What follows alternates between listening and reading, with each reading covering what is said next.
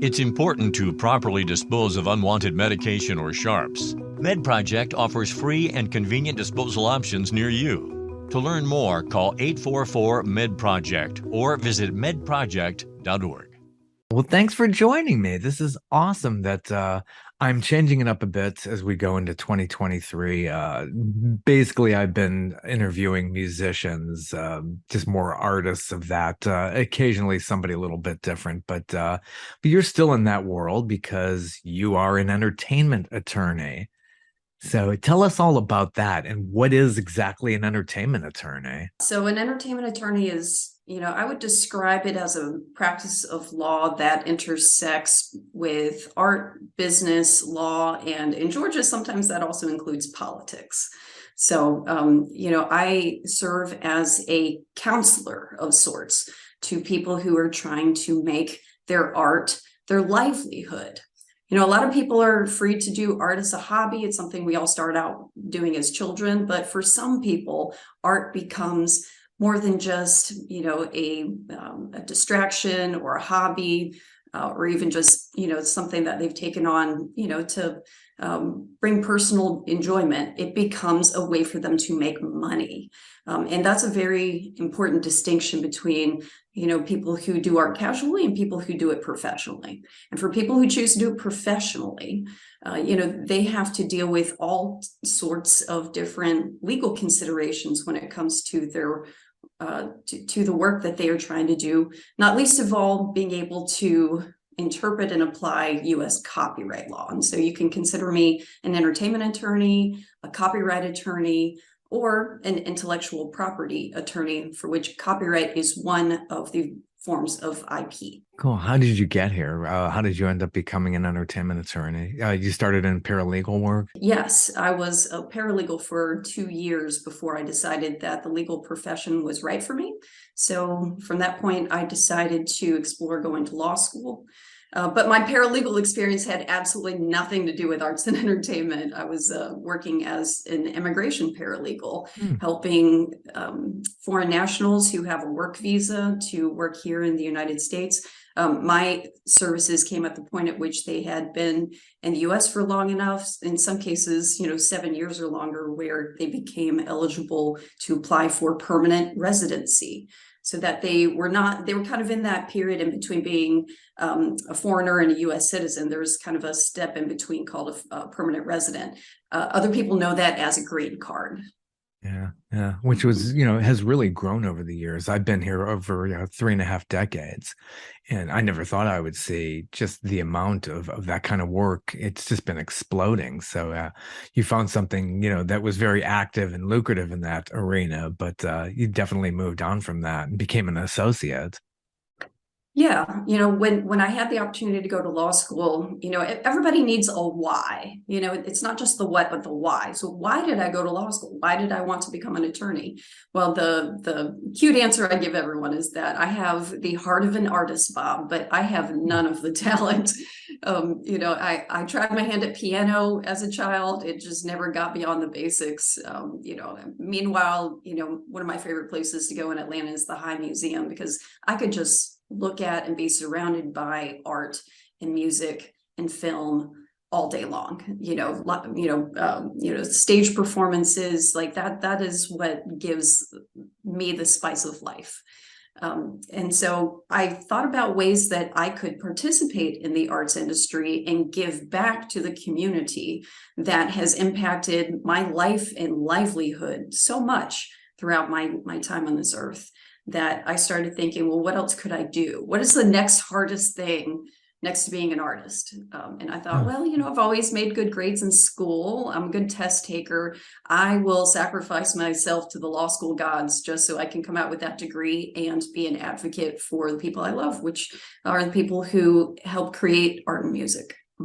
So you did the LSAT and all of that. My daughter did the LSAT. She did really well, actually. They teach you to do very well on these tests these days. So nowadays, though, you don't really have to do the LSAT? Is that what's been happening recently? It's been over 10 years since I had to go through that process. My understanding is that, yes, the LSAT, the law school admissions test, is still a requirement for getting into law school. I've heard that the SAT for getting into an undergraduate program might be becoming optional, but the LSAT, as far as I know, it's still the predominant entry test used for law school. Yeah, yeah. So, and where did you go to law school? Georgia State. Yeah, it's good. It's good. Spent a lot of time in the ATL. Did you live down there on campus, or did you commute from the suburbs? Well, Bob, did you know that I commuted from Peachtree Corners every single day of my law school career? Welcome to I my did. life. Yeah. I've lived in various places around Atlanta, including some of the more exciting places like Little Five Points and Old Fourth Ward and Decatur, and I just had a blast getting to know different sections of the city. But when it came to law school, I had an opportunity to stay in a family home up here in Peachtree Corners. So I had a little condo over in the Peachtree Forest neighborhood off of Peachtree Corners Circle. So I had a little place over there by myself, and for 3 years I would drive from Peachtree Corners to Doraville to get on the Doraville MARTA, and I would ride that all the way down to 5 Points and pop one MARTA station to the east over to the Georgia State Station. And at the time, the old law school building was right there where you get off at the Georgia State MARTA station. Wow, that's In fact, the law school was one direction, the Capitol was in the other direction, but about a block from each other. yeah. For those, because we stream globally, Peachtree Corners is about 25 miles north of Atlanta in Georgia, and our traffic situation here is insanely challenging. And it's very tough to get around. So, getting on MARTA, that's the public transportation system, which takes us from nearby. It's about 8 miles to Doraville, which is not too bad of a commute to get on the train and get down to Georgia State every day. That's a long day, though, I'm sure. Just with the commute, going to classes, coming home, studying, I'm sure you've definitely paid your dues. Oh yeah, definitely. Yeah, for sure. So that's fantastic. So going through there, the entertainment industry really has come to Georgia. I mean, seriously, with the movies and film and all of that, I think your timing couldn't have been better as far as getting involved in that. So did you see that as you were going through GSU? That's like, wow, there's a lot happening here in Georgia. I did. Yes, it was not a total coincidence, but it was something that I wanted to pursue. And typically, when you hear people in and around Atlanta talking about wanting to develop their film career, TV career, music career, that usually meant that they were having to leave to go to LA or New York or Nashville. Right, those are the three most competitive markets to Atlanta when it comes to the entertainment industry. But even within the entertainment industry, as a kind of just a blanket term, we have to also examine each of the individual categories within that. So, for example, music.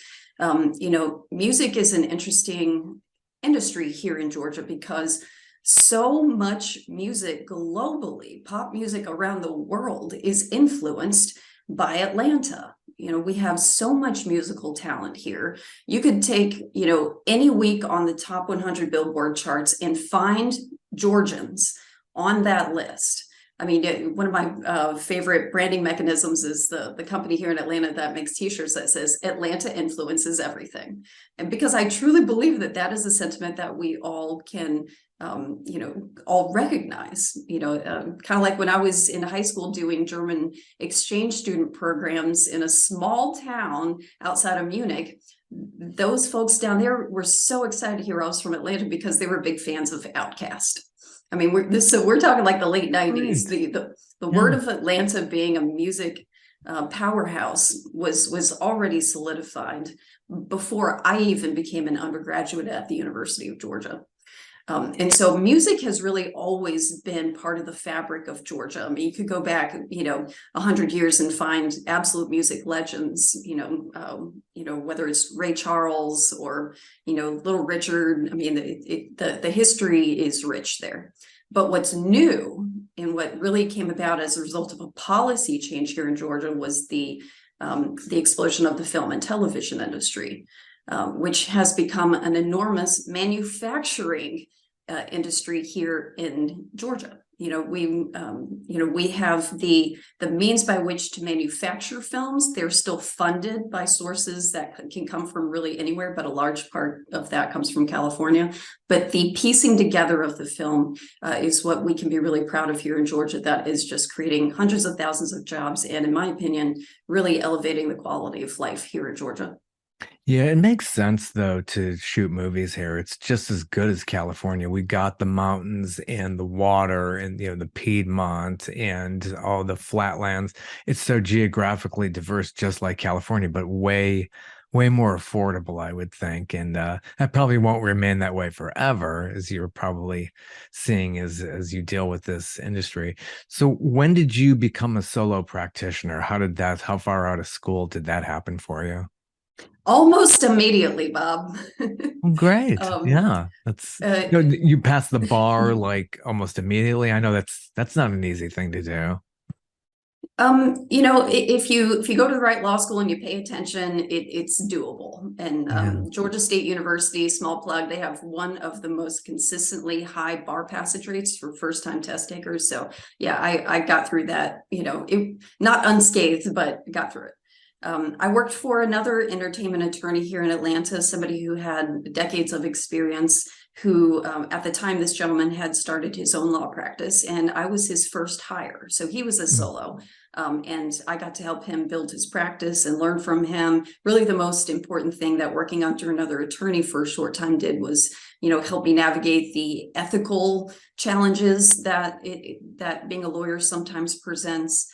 But after a year, I was in the midst at the time of getting married, and I felt like, well, I'm about to change my name. You have to name your law practice after yourself. So why not just do everything all at once? I'm going to get married, change my name, and start my law practice under my new married name. I'm no longer married, but I kept the name because it has been, just part of the way that people know me in the legal industry. There's not a lot of people who do entertainment law. It's, I don't know why. It's a lot of fun, but it's also very challenging and competitive. And I've just really enjoyed my journey through entertainment law. Yeah, it makes sense to just stay with your name, the branding, and just don't try to confuse anybody because you've probably already established yourself, already in a number of years. So that's really just an amazing thing to be able to start your own thing like that. So Vivid IP, when did that all start for you? Yeah, so I currently work with a small, full-service, all-female, independent intellectual property firm called Vivid IP. So that's what the IP stands for, intellectual property. One of my partners in the firm is somebody that I actually went to high school with, right here in Peachtree Corners, because we were both graduates of of Wesley in the class of 2000. And, Nice. we'd kept in touch over the years. She went on to become a trademark attorney and a patent attorney. So she specializes in both. And the thing about the term intellectual property, it's an area of law that really consists of four main things: copyrights, trademarks, patents, and trade secrets. So copyrights is the body of law that protects artists and creators. Trademark protects slogans and logos. And patents protects inventions, and trade secrets is things like, think of the formula for Coca-Cola, right? It has never been made public. It is a trade secret. So those are the four main categories of intellectual property. And we service all of those areas, including litigation. So if you have an issue, if somebody sues you, or God forbid, you have to sue somebody else, then we also offer IP litigation services. So it's a lot of fun. We're based right here in Atlanta, Georgia. We have a virtual office down in Buckhead, but as you can see, everybody has the capacity to work virtually. And really, Bob, I've been offering virtual legal services for the majority of my 10+ year practice. And, it's kind of interesting to me that the pandemic kind of forced everybody to figure out how to provide services digitally, whereas, to me, nothing really changed. This is how I've been doing business for 10 years. Oh, yeah, virtual has changed the game completely. Now we're into that phase where a lot of companies are saying, hey, come back into the office. And we're like, wait a minute, technology's changed this.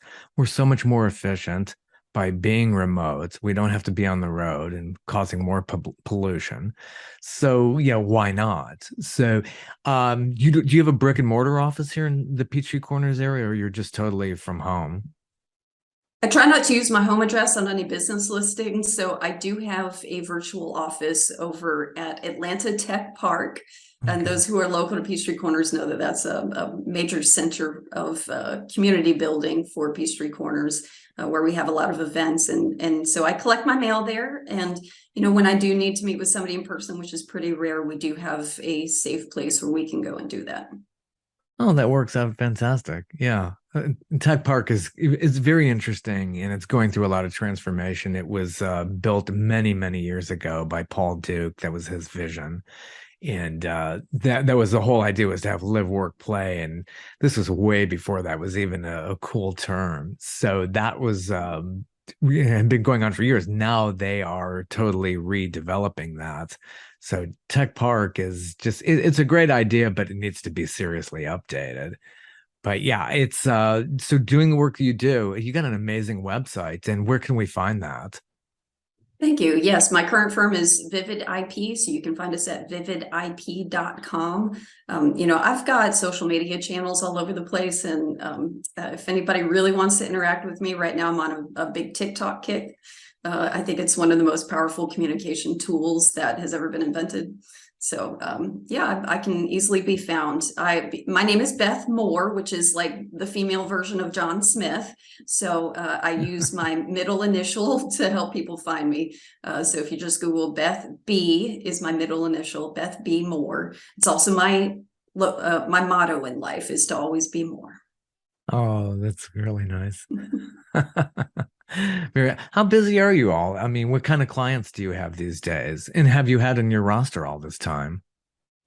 Sure. So, as you know, I can't reveal who my actual clients are because that is one Oh. of the most common questions that I do receive. You didn't ask it, but people will be like, well, who's famous that I would know of that you represent? And it's like, well, first of all, I can't tell you. And second of all, the industry is so big that usually like the person that the household name that in the entertainment industry is just the tip of the iceberg. And for every Brad Pitt that or every fill in the blank famous musician that there are thousands of people who support that person. So sometimes the most famous people I represent are people that are not household names for average households, but in the entertainment industry they're very well known. But generally speaking, Bob, the types of clients that I represent in the music industry, for example, are anyone and everyone from songwriters to recording artists, record labels, publishing companies, various licensees of music, just all kinds of creative software companies that are trying to, make music more accessible to various audiences. So, anything and everything involving the music industry is the area of entertainment that I can claim is truly my specialty. But that was the perfect foundation for me to jump from my specialty in music to also being able to represent clients in film and television.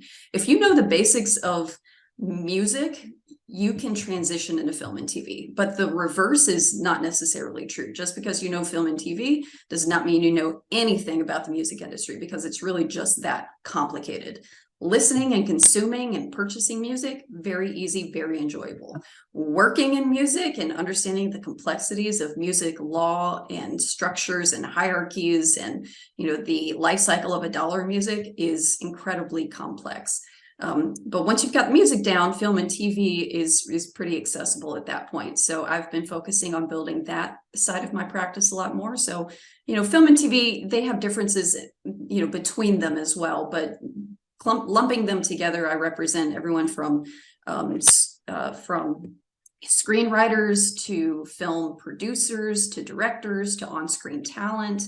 to investors, to, people who are involved in the distribution side of film and television. So I'm getting to the point where just about anything and everything relating to film and TV is something that I can assist with too. So if I'm a screenwriter or a songwriter, what do I do when I come to you? It's just like I got a batch of songs here. What do you suggest happens? How do you get the copyrights on that? And how do you enforce that? How do you do copyright enforcement? Yeah, well, first I'm going to have to put you on retainer before I give you any legal advice, Bob. But it just depends on the client's goals, right? It's so you got a catalog of music, like that's fantastic. I'm on your side. I'm here to help protect you and whatever it is that you want to do with your music. But everybody's got a different goal. I think about, a friend of mine named Joel, who is one of the most talented, prolific songwriters that I've ever met. And you will never hear of them because he does not want to be known. You can find him, but he's not going to try to track you down.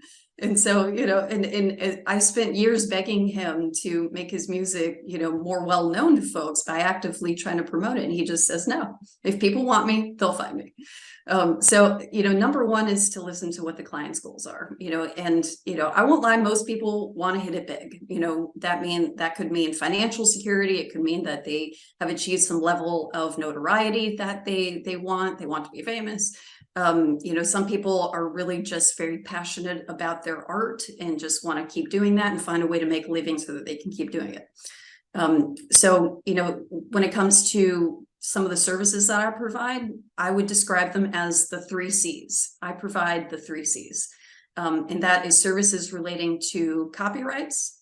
Well, did you know that 1 in 4 kids in Los Angeles County struggles with hunger? Eating healthy, balanced meals is essential for kids to learn and grow. That's why Anthem Blue Cross and Common Threads have teamed up to help schools across the country learn about healthier food preparation. Here in Los Angeles, they're joined by the LA Sparks and will provide education, recipes, and knowledge to students and families about healthier meal options. Visit anthem.com/ca/sparks to learn more. Anthem Blue Cross is the trade name of Blue Cross of California. Judy was boring. Hello. Then Judy discovered ChumbaCasino.com. It's my little escape. Now Judy's the life of the party. Oh, baby, mama's bringing home the bacon. Whoa, take it easy, Judy. The Chumba life is for everybody. So go to ChumbaCasino.com and play over 100 casino-style games. Join today and play for free for your chance to redeem some serious prizes. ChumbaCasino.com. No purchase necessary. Void where prohibited by law. 18+ terms and conditions apply. See website for details. Contracts and just general business consultation. So those 3 things, those are the 3 main things that people come to me for. Copyright is the common thread that connects all of my clients. In virtually every case, they have created some kind of proprietary property, something of value, whether it's they've written a song, they've recorded a song, they've written a film script, whatever it is. All of that is protectable under copyright law. So sometimes I will help explain to them what it means to own a copyright. Quite simply, it means the right to make copies. That's what copyright means, the right to make copies. And when you own a copyright, you've written an original song, you've created an original painting. That means that you, the artist who created that creative original thing, and here's the important part, it exists, right? It's gone from just your head to a tangible format. Then you can exercise exclusive copyrights to that original work. And there's a lot of complexity when it comes to that. Well, what if what you've created was inspired by someone else? Or what if you recorded a song, but it's got a sample from 1950 in it? I mean, unless you were just creating and coming up with ideas totally independently, free from influence from anyone, then it's a little bit easier when you are the only one. But art is a wonderfully collaborative art form. So you have multiple people helping to write a song. You have multiple people helping to create a film. You have multiple people contributing to the writing of a manuscript to become a book. So oftentimes the most challenging parts of my job are helping clients navigate those relationships and how it impacts the copyright. Which brings us to my second C, which is contracts. Deals, excuse me, That's right. Deals regarding intellectual property have to be in writing. They cannot be verbal. You cannot have a verbal agreement that transfers a piece of intellectual property from one person to another. Just like you cannot buy a home without going down to the county office and filing a transfer of title to your home. Well, it's the same thing with intellectual property, except there is no county office. It's just a patchwork of agreements between private individuals that form the patchwork of ownership to even just one piece of intellectual property. One song, one book, one film script could have multiple copyright owners. And so the question becomes not only who owns it, but who gets to exercise their ownership rights, who gets to go out and get deals for that work, and then who gets to earn the money from it. It always comes down to those things: ownership, control, and money. Yeah, it's gotten in navigating all this these days with the streaming and how much things are being used online. It just seems to get more and more convoluted. So people like you come in because the artist doesn't want to worry about all this stuff. So that's where, an expert like you comes in and can make it so much better and easier for them. And, they could leave all that nitty gritty legal work to you, and they can concentrate on being the artist. So I think that's really important. It's really crazy though. Like, even samples of music, like I find even online artists are okay just with samples of it, but that can get kind of tricky too, I'm sure. I mean, you may have seen that in your business. Yeah, I want to just add something to what you said, is that it is a very common sentiment with artists that, they really just want to focus on their art, right? That is what consumes their brain space. That's what gets them up in the morning. That's what keeps them, working in the garage until 4 a.m. Or in the studio until the wee hours. And I honor and respect that. The conversations that I like to have with my clients are to make them excited about learning the business of what they're trying to do, right? Because that is so critically important to the mission of helping them make money so that they can make more art. And so, I never let my clients off the hook. I say, look, you want me to negotiate this record deal for you? I will do that. But it doesn't matter what I think. It only matters what you think. So guess what? You're going to be a part of this process. I'm going to walk you through it. I'm going to make it as painless as possible. But I'm not making decisions for you. You're going to make decisions, and I'm going to help you make them. But ultimately, everything that I do, every contract that I draft, every negotiation that I engage in, all centers around my client participating in the process. And part of the reason why I ultimately get them to agree on this, that they get them to agree that this is in fact the best course, is because knowledge is power, right? I don't want them to just blindly trust me. I want them to trust, but verify. And the only way to verify is to get your hands dirty and jump into the process. And when you see how the proverbial sausage is made, then not only do you understand what you're getting into better, right? The artist that I represent a record deal is going to know exactly what it means to be signed to a record label, which, spoiler alert, is not always kittens and rainbows. They understand what kind of deal they may choose to get into, that they will know how to communicate with their record label executives and others, in their community about what it is that they're doing. They'll be able to communicate better with their manager, with their with booking agents, with the folks that they go out on tour with. It's not enough just to hyper focus on the art. You have to expand your mind into the whole community that goes around supporting artists and making this a job. And trust me, Bob, it is a job. Okay.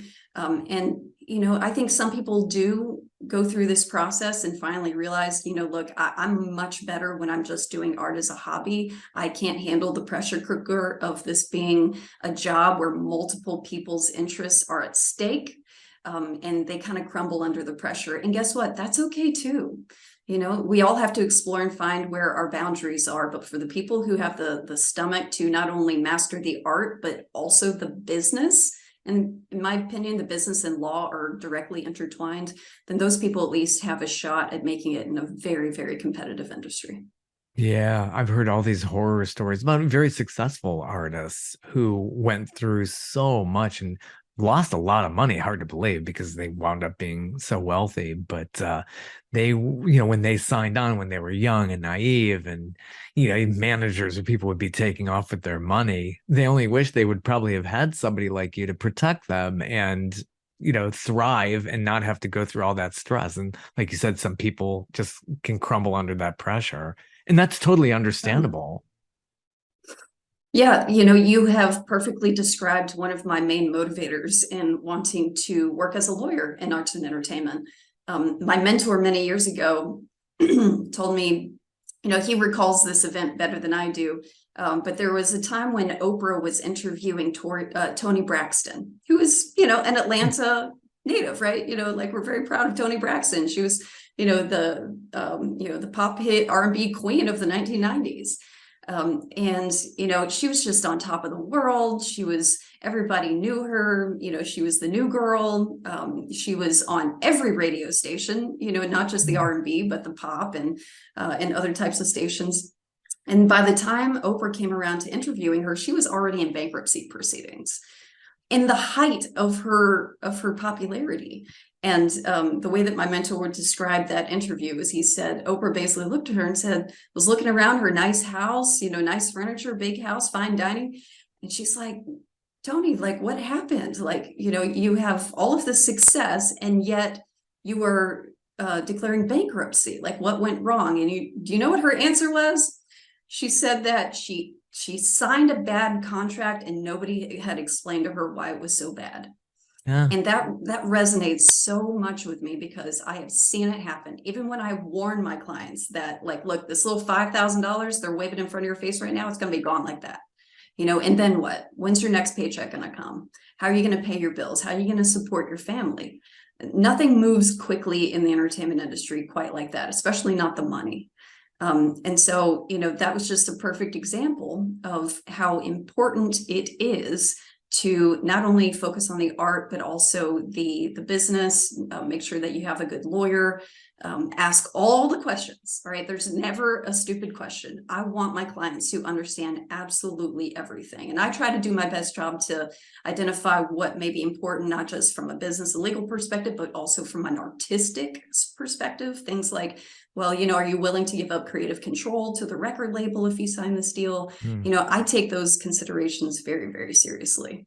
And so, what I wanted to do by going to law school and working with artists is to prevent that situation that Toni Braxton found herself in, where she just did not understand. I said, I always want my clients to understand exactly what type of deals they're getting into. And so I'm still on that mission today, 10 years in.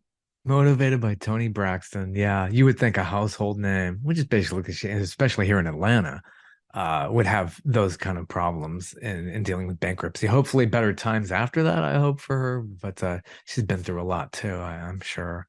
So you wouldn't even know that. Explain to us what are white label partnerships? That's been described on your website there. Okay, round two. Name something that's not boring. A laundry? Ooh, a book club. Computer solitaire, huh?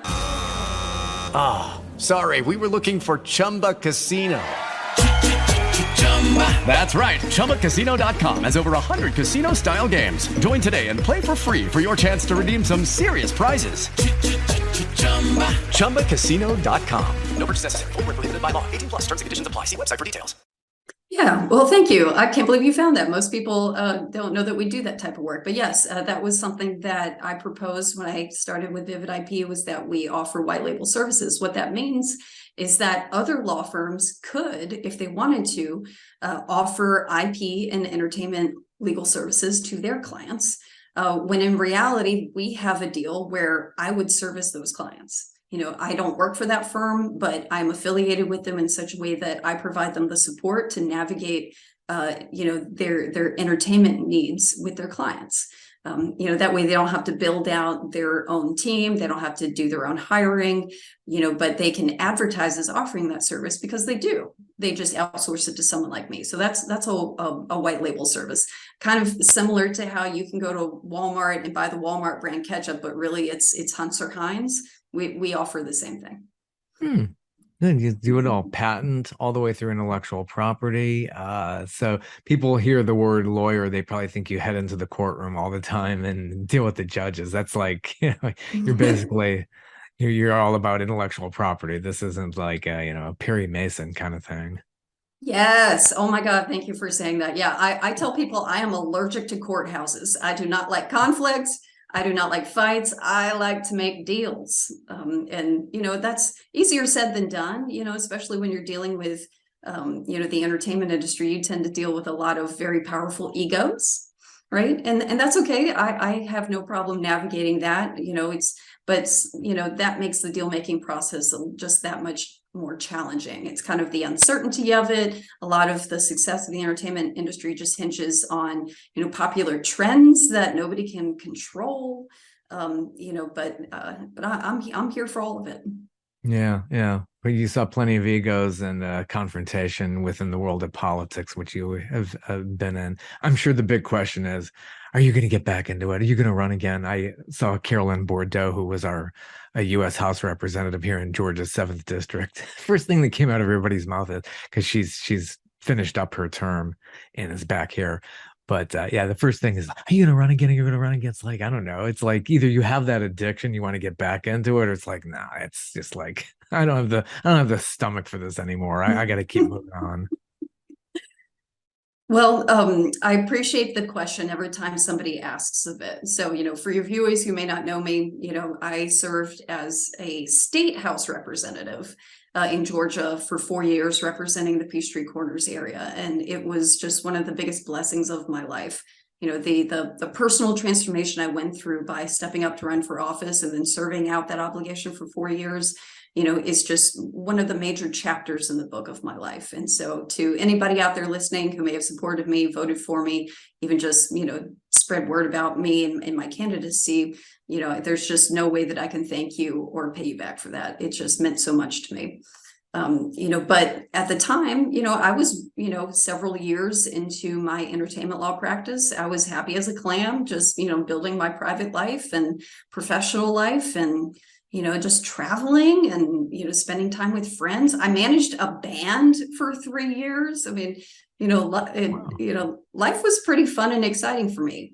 But then, the political climate in America started to take a turn for what I believe was the worst, right around 2016. And I don't have to rehash that era with your listeners. I think everybody knows what I'm talking about. So, politics was really almost like a fluke. I really don't think it would have happened, or at least it would not have happened that quickly had the events of 2016 not transpired.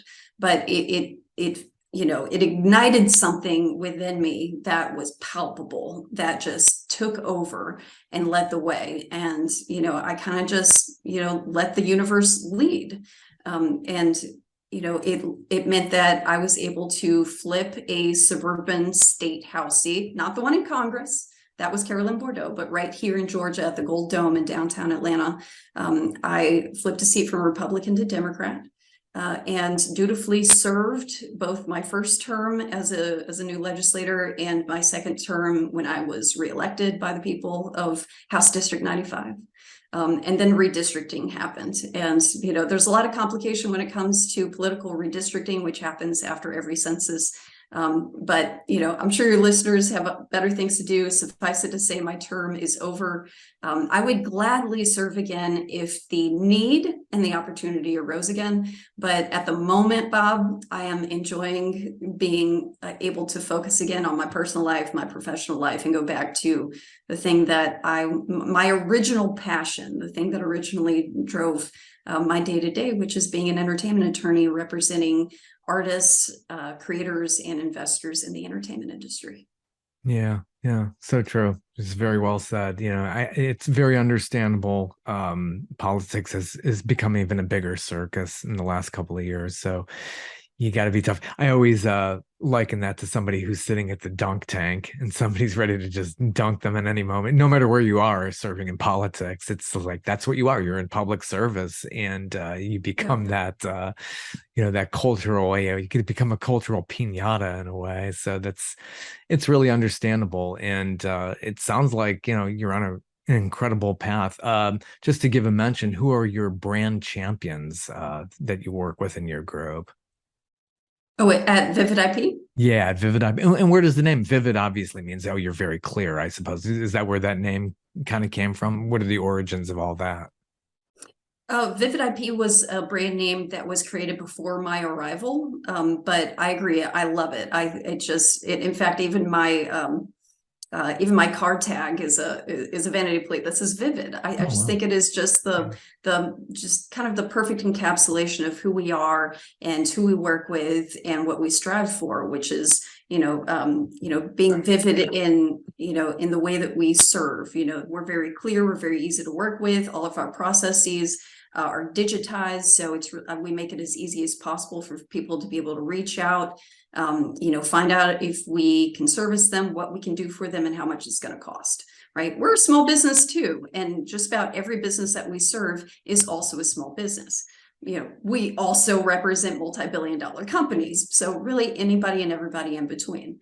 And we love the work that our clients do. We become invested in their success. I have clients who send me, copies of their book after it's been published, after I was able to help them negotiate their publishing deals, and so I've got a bookshelf full of my clients' work, and that just brings so much color and enjoyment and just excitement into my life. It's a very vivid experience to be able to represent artists, and so we also try to bring that type of enthusiasm to everything that we do. We want people to feel alive when they're working with us, and so it's a very vividly creative and inspirational process, both for the client but also for us as attorneys. Right. And a shout out to your brand ambassadors. You're working with 4 others. Yes.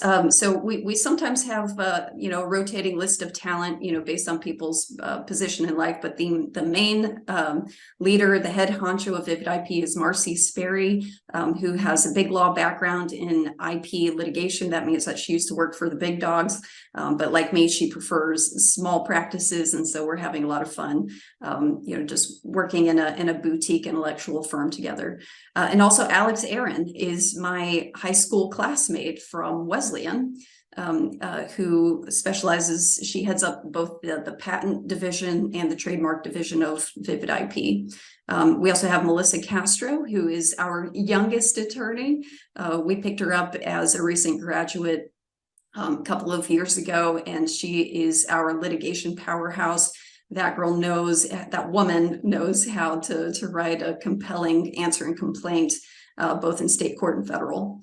And so, we have a relationship with lots of local law schools in terms of being able to source and identify new and upcoming talent. So if you are in law school and you are considering entertainment law, just know that there is a place for you. There are opportunities for you. I want to get to know you.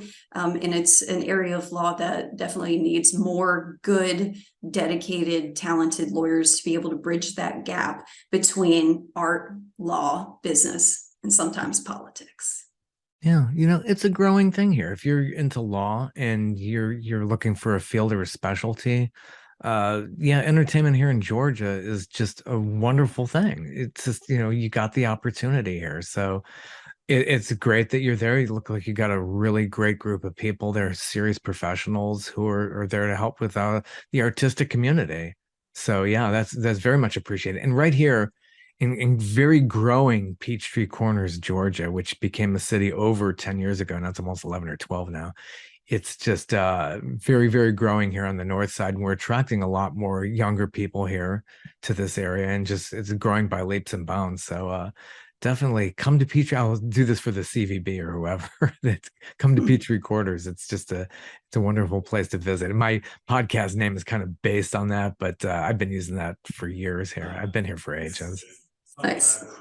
Well, thank you for having me on your program. I really appreciate your hyper local journalism for those of us who love Peachtree Corners and everything going on in Atlanta, as well as just focusing on arts and entertainment in general. So thank you, Bob. Okay, round 2. Name something that's not boring. A laundry? Ooh, a book club. Computer solitaire, huh? Sorry, we were looking for Chumba Casino. That's right. ChumbaCasino.com has over 100 casino-style games. Join today and play for free for your chance to redeem some serious prizes.